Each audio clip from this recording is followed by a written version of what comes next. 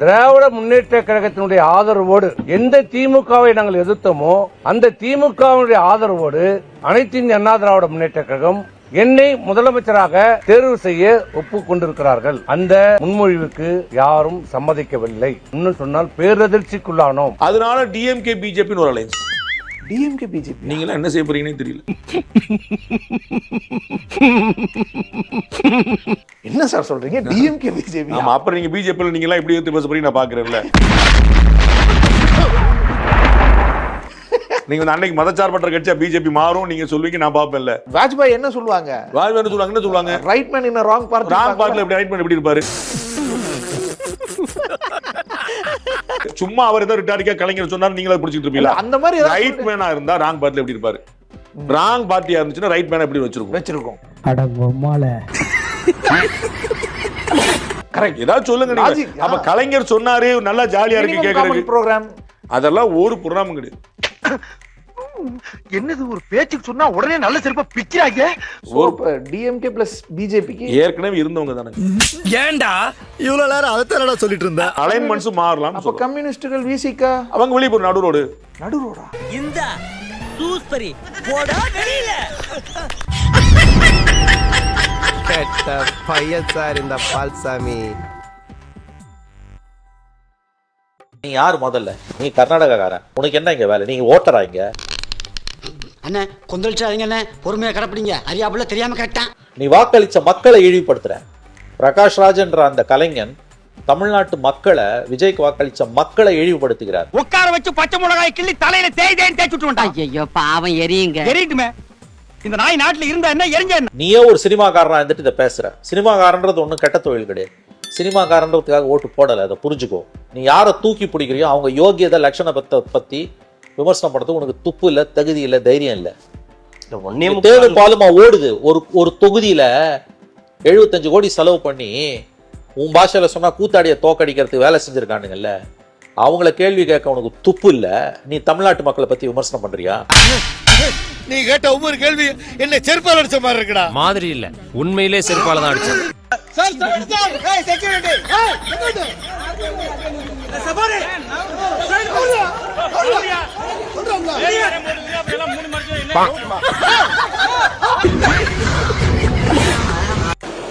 நீங்கள் முதல் கையெழுத்திட்ட இந்த 3 அறிவிப்புகளும் தமிழ்நாட்டிற்கு நிச்சயமாக உதவுகிற திட்டங்கள்.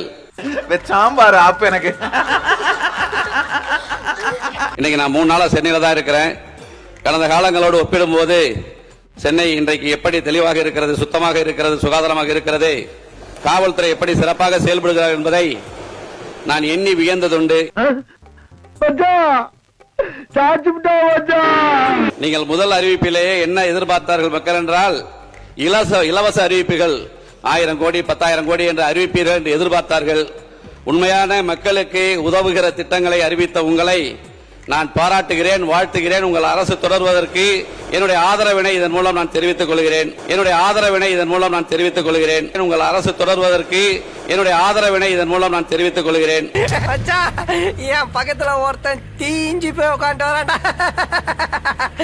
மக்கள் மத்தியில அல்லது அந்த இன்ஸ்டாகிராமில் நடந்த பிரச்சாரங்கள் மூலமாக மக்களின் மூளைகளில் விதைக்கப்பட்டது என்ன அப்படின்னா, தமிழ்நாட்டில் சட்டம் ஒழுங்கு சரியில்லை, தமிழ்நாட்டில் பெண்களுக்கு பாதுகாப்பு இல்லை அப்படிங்கிறது தான் தொடர்ந்து விதைக்கப்பட்டது.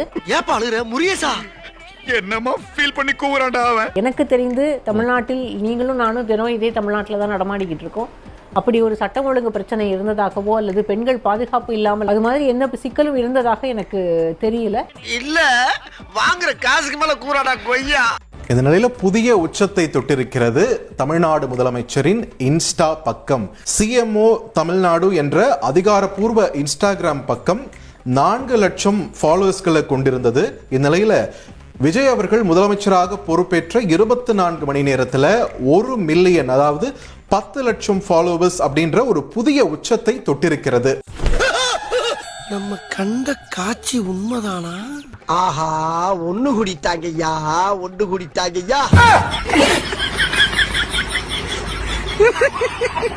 அது என்னடா சொன்ன அவன்? சினிமாவிலிருந்து சிஎம் கனவோட ஒருத்தன் வந்தான், அவனை பிரபாகரன் பிள்ளைகள் சீமானின் தம்பிகள் ஓட ஓட விரட்டினார்கள் என்கிற வரலாறு எழுதப்பட இருக்கிறது. தமிழ்நாட்டின் முதலமைச்சராக திரு விஜய் அவர்கள் இன்றைக்கு பதவியேற்றிருக்காரு. அவரோடு இணைந்து சில அமைச்சர்களும் பதவியேற்றாங்க. அத்துணை பேருக்கும் நம்முடைய வாழ்த்துக்கள். அவர் காலை நக்கி குடிச்சீங்கன்னா 6 வருஷத்துக்கு உங்களுக்கு சொர்ணம் இருக்குண்டா. அதே போல வந்து இந்த விஜய் அலை வந்து வீசி இருக்கின்றாங்க.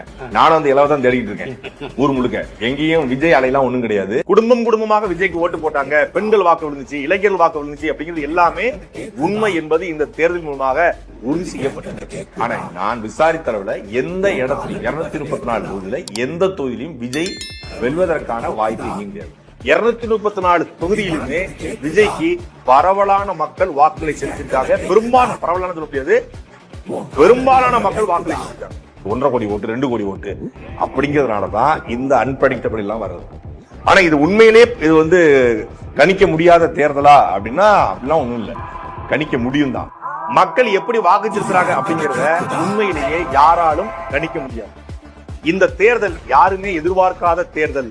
இந்த தேர்தல் முடிவுகளும் யாருமே எதிர்பார்க்காத முடிவுகளாக வந்திருக்கிறது. இதுவரைக்கும் இந்த ஊடக கருத்து கணிப்புகள், ஜோதிடங்கள், ஜாதகங்கள், அப்புறம் வந்து ப்ரெடிக்ஷன்ஸ், யூடியூப் அனலைசிங், இது எல்லாத்தையுமே இந்த தேர்தல் மூடிடுச்சு.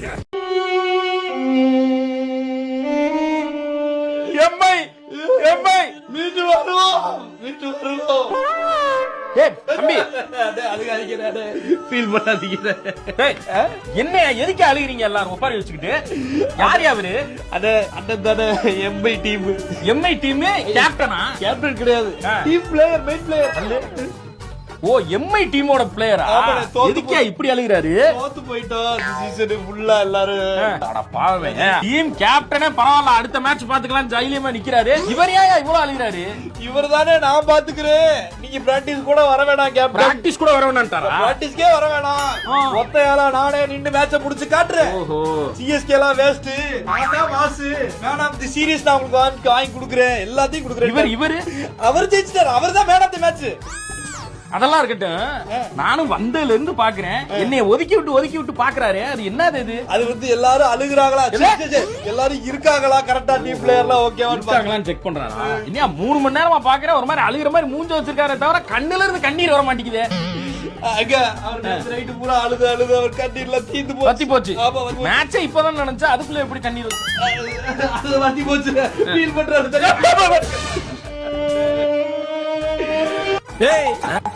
மாஸ்டர் நீங்க என்ன தமாஸ் பண்ணி விட்டுட்டீங்கல்ல? சுமார் பாபு ஐயா, அங்க என்ன ஆண்டில் ஆடிட்டு இருக்காங்க? நம்ம செட் பண்ணதான் எல்லாமே ஐயா. நம்ம கட்சிக்காகவா? ஆமா ஆமா ஐயா. ஆக மலைய 100 நாட்டாம மனச காட்டி ஐயா ஐயா இருக்கிற எல்லாரையும் அதுக்குள்ள ஆடாதீங்க ஐயா. நம்ம நிலத்தூர் தொகுதியில நாம்பதான், இனிமே நாம்பதான். ஐயா ஐயா, ஜெயிச்சிட்டு பாத்துக்கலாம் ஐயா. அதெல்லாம் அப்புறம் பாத்துப்போம். அப்ப போடு.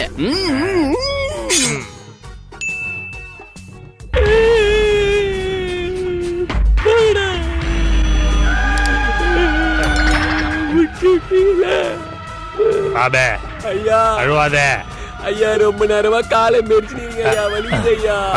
மன்னிச்சுக்க பாபே. பாபே ஐயா, அங்க பாத்தியா, தோத்துட்டோன்னு தெரிஞ்ச உடனேவே நமக்கு ஆதரவு சொல்ல எத்தனை பேர் வந்திருக்காங்க பாத்தியா பாபு? ஐயா ஆறுதல் சொல்ல வரல ஐயா, நம்ம அழுகுறமான பார்க்க வந்திருக்காங்க ஐயா. நம்மள முடிச்சுட்டானுங்களா? ஆக இனி நம்ம ஒண்ணுமே இல்லையா? தெரியல ஐயா. எனக்கு என்னமோ நீ அழுவுறத பார்த்தா எனக்கு ஓ மேல சந்தேகமா இருக்கு பாபு.